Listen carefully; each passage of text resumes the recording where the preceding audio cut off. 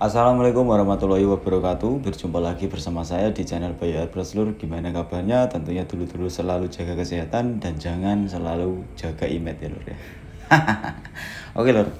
Di kesempatan video ini kita akan sedikit membahas tentang bahan yang akan kita pakai dan bagaimana perlakuannya, seperti apa supaya kita dapat hasil yang maksimal. Dan kebetulan untuk medianya sendiri ini sudah saya lakukan proses awal ya. Jadi proses awalnya itu dari tangki ini sudah saya kupas, terus saya sampai nol kan di media platnya, terus saya naik epoxy primer naik ke dempul, terus dempul naik ke filler ya Lur ya. Jadi intinya media yang di depan kita ini sudah siap kita naikkan ke base coat atau warna ya. Nah, kalau untuk urusan bahan yang kita pakai dan bagaimana cara memperlakukannya, karena masih sering sekali teman-teman itu tanya, Mas, kenapa ini cat saya kok nggak bisa kering? Kenapa ini clear saya kok keringnya lambat? Mas, kenapa kok ini clear ditekan kuku masih bekas? Sebenarnya ini bukan tentang produknya yang jelek, tapi mungkin ada salah satu proses yang tidak diperhatikan. Oke Lur ya, kita bahas dari epoksi. Kalau untuk epoksi biasanya saya itu lakukan epoksi terus saya diamkan 1 kali 24 jam. Oke. Kalau untuk epoksi kita biasanya main di 2 atau 3 lapis, karena kita masih butuh lapisan di situ ya, bukan butuh tampilan. Karena di setelah epoksinya kering itu kita masih butuh sesi sanding atau pengamplasan. Nah, alasan saya kenapa epoksi itu kita diamkan 1 kali 24 jam atau bisa didiamkan 2 hari itu bisa. Yang penting jangan lewat daripada 1 bulan ya, nanti kacau. Terlalu kering juga nggak bagus. Nah, di sini ketika epoksi sudah kita keringkan 1 kali 24 jam, karena saya pengen dapat kering yang ideal. Kering yang ideal itu dalam arti bahwasanya epoksi ini sudah benar-benar kering. Benar-benar kering dan sudah siap dilakukan untuk pengamplasan gitu ya. Supaya ketika epoksi itu kita lakukan base coat atau warna, epoksi itu tidak memerlukan proses pengeringan lagi. Jadi epoksi itu sudah diam, sudah mati ya, ibarat kata sudah mati, dia sudah nggak butuh pengeringan lagi. Tapi kalau teman-teman tidak memperhatikan tentang pengeringannya, misalnya baca kaleng ada tulisan 30 menit sanding, nah di situ hanya keterangannya 30 menit sanding. Untuk tingkat pengeringannya itu tidak ada tertera di situ ya. Jadi tidak ada tertera suhu tertentu. Nah gitu ya Lur ya. Kecuali mungkin ada yang pakai open, itu mungkin bisa. Karena kalau epoksi itu tidak kering atau tidak benar-benar kering atau di bawahnya masih basah, ketika sudah ada catnya, epoksi yang tidak kering tadi lama kelamaan dia masih membutuhkan tingkat pengeringan, dan akhirnya cat yang sudah diaplikasikan di atas epoksi itu tadi itu modelnya kayak tarik-tarikan. Jadi antara epoksi sama cat itu tarik-tarikan, dan pada akhirnya cat itu kalau diperhatikan macam seperti mengkerut ya, bukan kulit jeruk ya. Jadi bukan jerukan tapi mengkerut. Jadi karena efek tarik-tarikan tadi, karena epoksi yang belum kering gitu ya Lur. Oke. Jadi upayakan bahwasanya epoksi itu kita aplikasikan. Setelah kita aplikasikan, kalau memang pakai suhu ruangan, masih pakai mengandalkan suhu ruangan ya, 1 kali 24 jam minimal ya Lur ya, supaya kita dapat kering daripada epoksi itu yang ideal. Karena epoksi kering apa sama nggak kering ketika kita amplas itu terasa kok. Kalau kita sudah sering mengamplas epoksi, mana epoksi yang belum kering, mana yang sudah, itu rasa saat kita ngamplas tuh pasti terasa gitu loh ya. Oke, untuk poin pertama kita bahas sudah di tentang epoksi. Dan untuk poin yang kedua, ketika kita menggunakan bahan yang jenisnya apa ini? Kita mau bahas yang PU dulu ya. Karena di sini di media ini kita terus terang, untuk setelah epoksi ini kita aplikasikan bahan cat warna putih itu jenisnya poliuretan atau PU. Nah, kalau untuk jenis PIU itu biasanya saya itu sekitar 20-30 menit itu sudah bisa naik ke proses selanjutnya. Bisa kita naikkan ke base coat selanjutnya atau kita naikkan ke clear coat gitu ya lur ya. Karena kalau untuk cat yang berjenis poliuretan atau PIU itu dia memiliki karakter yang sangat keras dan licin ketika sudah kering. Dan kalau misalnya teman-teman ngecatnya itu dijeda terlalu lama, misalnya 1 malam gitu, itu nggak bisa langsung naik ke tahap pengekliran atau cat berikutnya. Harus wajib diamplas dulu, baru diulangi untuk pengecatan lagi supaya mendapatkan mechanical bonding dan chemical bondingnya, supaya ada daya rekatnya loh ya. Kalau teman-teman maksa misalnya pakai PIU terus didiemin 1 malam naik ke clear coat langsung tanpa diamplas, itu nanti jangka panjangnya clear itu modelnya bisa dikupas kayak stiker. Pernah nggak ngalamin seperti itu? Pasti pernah. Entah teman-teman lihat di mana, pasti pernah gitu ya loh. Oke, kebetulan untuk jenis cat yang kita pakai untuk yang pertama putih sama kuning itu jenisnya PIU ya lur ya. Jadi nggak butuh waktu lama, cukup setelah pengaplikasian 20 menit kita naik ke warna kuning. Warna kuning setelah 20 menit kita naik ke bahan yang terakhir. Nah, kebetulan yang terakhir ini jenisnya NC. Karena ini motor bengkel, yang penting ada warnanya karena semua orang bisa pakai ya. Jadi kita nggak memperhatikan tentang bahannya, yang penting ada warnanya gitu aja. Oke, kebetulan di sini banyak sekali yang tanya bahwasanya banyak juga teman-teman yang kejebak di tentang hal ini. Itu banyak sekali. Jadi di sini saya pengen bahas. Kebetulan ini media punya sendiri ya, punya bengkel. Jadi nggak terlalu kita pikirkan untuk bahan yang kita pakai. Bahan yang ada aja. Oke. Untuk yang terakhir yang kita aplikasikan ini jenisnya NC lur. Untuk NC itu dia memiliki karakter yang seperti karet. Oke. Karakternya dia seperti karet. Dan untuk tingkat pengeringannya lebih lama daripada poliuretan. Kalau teman-teman nggak percaya, kalau di rumah punya cat yang jenisnya NC sama cat yang jenisnya PIU, sama-sama dituang di atas kertas misalnya, terus ini dalam catatan tidak pakai thinner ya, cat utuh dituang di atas kertas terus diemin beberapa hari sampai dia kering, terus nanti coba tes dipatahin, pasti yang patah duluan itu yang jenis PIU. Kalau yang jenis NC biasanya itu kalau dipatahin dia modelnya cuman melengkung aja dan melar ya lur ya. Itu kalau nggak percaya ya tes aja seperti itu. Kalau nggak kalau ada sisa-sisa cat yang di bibir-bibir kaleng yang jenisnya NC atau PIU itu coba dikopekin, pasti beda lur.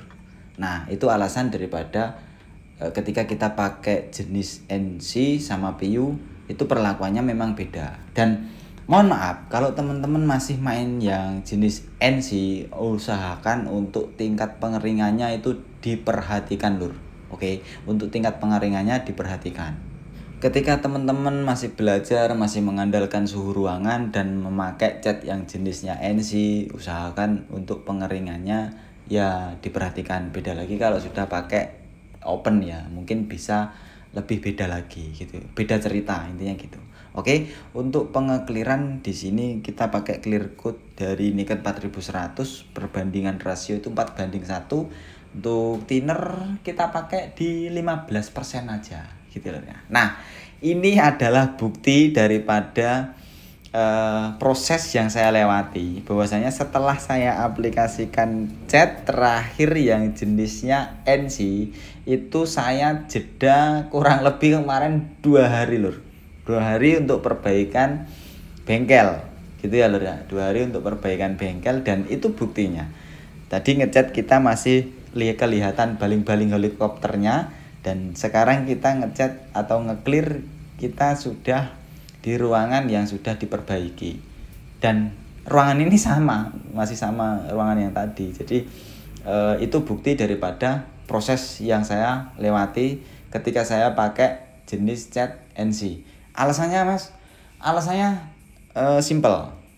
Ketika teman-teman tanya, banyak pertanyaan sekali yang masuk di DM atau WhatsApp, mas clear saya kok nggak mau keras ya mas, clear saya ditekan kuku kok masih bekas ya.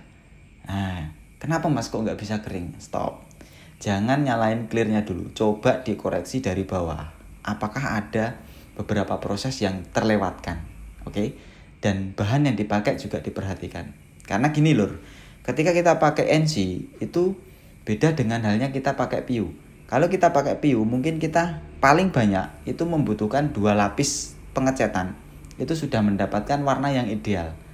Beda lagi kalau kita pakai NC. Kalau pakai NC sudah karakternya itu seperti karet dan daya tutup daripada pigmen warnanya itu sangat lambat.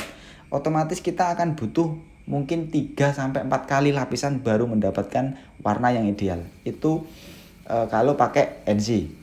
Sehingga lapisan cat yang dihasilkan itu semakin tebal dan pengeringan yang akan dibutuhkan semakin lama. Nah, di situ alasan saya.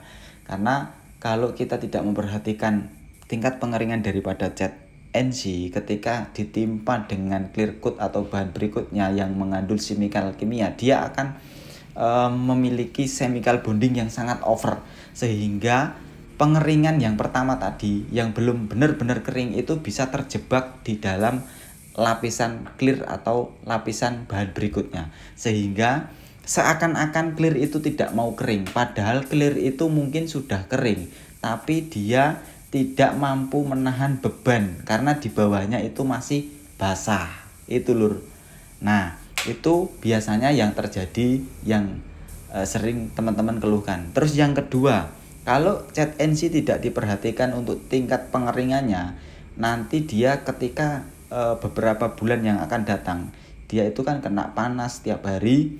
Mungkin setiap hari kena panas, dia akan mengalami pengeringan ulang dan mungkin kemungkinan bisa itu clear bisa seperti tadi, tarik-tarikan sama cat yang sudah ditimpa dengan clear. Jadi clear itu kelihatan seperti mengkerut kayak kulit apa ya, pokoknya dia mengkerut lah, bukan kayak kulit jeruk atau jerukan, beda. Mengkerut sama jerukan itu beda loh. Nah, kalau untuk alasan yang ketiga, itu biasanya ketika kita tidak memperhatikan tingkat pengeringan daripada cat yang jenisnya NC, itu biasanya ketika kita sudah mau mengaplikasikan clear coat, nah hasil akhirnya itu biasanya clear tidak bisa menampilkan glass finish yang ideal atau clear mengalami absorb karena chemical bonding yang berlebih gitu ya lur ya. Jadi clearnya itu misalnya lapisannya tebelnya ini anggap aja ya, semisalnya 3 mili, itu clear itu tenggelam di cat itu mungkin sisanya tinggal setengah mili. Jadi clear itu kemakan di cat itu, jadi mengakibatkan clear coatnya absorb atau drop kinclong. Nah gitu lur ya. Oke. Dan untuk yang ketiga biasanya kalau untuk NC itu ini tambahan aja. Kalau untuk NC itu biasanya warnanya nggak se matching warna PU ya lur ya. Jadi kalau untuk mutiara yang saya pakai ini jenisnya NC, jadi di situ itu model bindernya itu lebih apa ya, masih kelihatan banget, jadi agak sedikit mutih gitu ya lur ya. Beda dengan binder yang digunakan untuk warna yang jenisnya PU. Oke lur. Karena di sini nanti kita lebih bicara tentang perlakuan bahan, mungkin untuk selesai pengekliran, mungkin kita langsung saja review. Dan di sini terus terang saya mengalami kendala, stikernya itu ternyata bahannya nggak bagus. Ada beberapa bagian yang mau mengelupas di bagian pinggir-pinggir itu nggak ngenakin banget. Ini ngurangi waktu saja. Karena memang stiker yang jenis ini sudah 2 kali saya kejebak pemasangan stiker ini. Stiker ini itu kalau di misalnya ngupas sedikit itu lemnya malah lengket ke media. Terus plastiknya kalau dipanasin pakai hot gun gitu, dia malahan mengkerut, nggak mau melar malah mengkerut. Jadi udahlah biar aja, kalau misalnya ini ada yang nanti dulu-dulu ada kelihatan yang terkelupas ya udah. Karena di sini kita membicarakan lebih condong ke bahan dan perlakuannya. Kalau untuk hasil sih ya is okay kalau untuk urusan warna dan untuk urusan clear coat. Tapi untuk stikernya ya butuh perbaikan lagi lur. Karena di sini kita tutorialnya itu ya memang jujur seperti ini, ngapain mau ditutup-tutupin. Apapun hasilnya tetap saya tampilkan lur, aman. Kalau sama saya jangan takut, saya nggak suka yang namanya pembodohan publik. Oke ya lur ya, untuk hasil sementara seperti ini kondisi masih basah ya. Ini masih di ruangan pengecetan, belum saya simpen. Dan hasil daripada stikernya ini enggak, gimana ya lur ya, kita mau bilang apa ya, namanya stikernya jelek ya. Ini kalau dipaksa panasin modelnya itu kayak mengkerut lur, nggak bisa melar kayak plastik biasa yang stiker yang pada umumnya kayak gitu. Jadi mungkin nanti kita akan perbaiki di situ, entah gimana caranya nanti kita baikin. Dan untuk hasil daripada pengakliran seperti ini ya lur ya. Oke, ini kondisi masih basah, masih memasuki sesi plotem ya. Jadi kemungkinan besar jerukannya masih kelihatan gede-gede. Lur, untuk hasilnya seperti gini. Oke, di sini kita lebih condong ke pemahaman daripada bahan yang akan kita pakai ya. Jadi biar dulur-dulur itu nggak kejebak. Misal kita pakai NC, perlakuannya seperti apa, pakai PU perlakuannya seperti apa, gitu ya lur ya. Jadi mungkin ini nanti kita akan review sekalian flow code ya, karena ini masih kasar. Pinggiran-pinggiran stiker itu mungkin masih butuh pengamplasan dan perbaikan ini ya, yang ngupas-ngupas gak jelas ini. Oke lur, apapun kondisinya tetap saya kasih tahu bahwasanya stikernya gagal. Bukan gagal banget sih, cuma ini loh nggak bagus lur. Kalau dipaksa panasin pakai dryer dia mengkerut, plastiknya itu malah mengkerut bukan melar gitu ya. Oke, saya pamit undur diri, semoga videonya bermanfaat. Wassalamualaikum warahmatullahi wabarakatuh. See you.